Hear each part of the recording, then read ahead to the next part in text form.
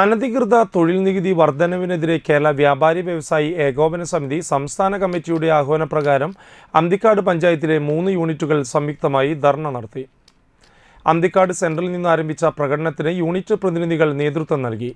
അന്തിക്കാട് പഞ്ചായത്ത് ഓഫീസിന് മുൻപിൽ സമാപിച്ച പ്രകടനത്തിന് ശേഷം ധർണ ആരംഭിച്ചു. മുറ്റിച്ചൂർ യൂണിറ്റ് പ്രസിഡന്റ് അഷ്റഫ് അമ്പയിൽ യോഗം ഉദ്ഘാടനം ചെയ്തു.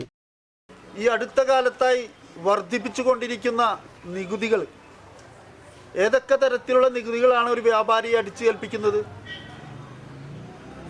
അങ്ങോട്ടും ഇങ്ങോട്ടും തിരിയാൻ പറ്റാത്ത രീതിയിൽ ഏത് കാര്യത്തിനും നികുതി ചുമത്തുന്ന ഒരു നയം ഈ സർക്കാർ സ്വീകരിച്ചതിന് എതിരെയായിട്ടാണ് നമ്മൾ ഇന്നിവിടെ ധർണ സംഘടിപ്പിച്ചിട്ടുള്ളത്.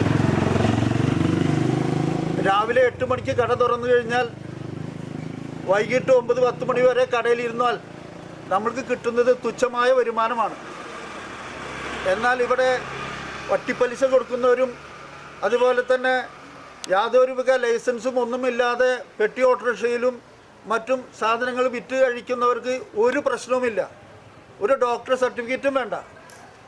അത്തരത്തിൽ ഉള്ള ആളുകളെ സംരക്ഷിക്കുകയും വളരെ കഷ്ടപ്പെടുന്ന ചെറുകിട വ്യാപാരികളെ ദ്രോഹിക്കുന്ന തരത്തിലുള്ള വളരെ മൃഗീയമായിട്ടുള്ള നികുതി സമ്പ്രദായം നടപ്പാക്കി ഞങ്ങളെ ദ്രോഹിക്കുകയാണ്.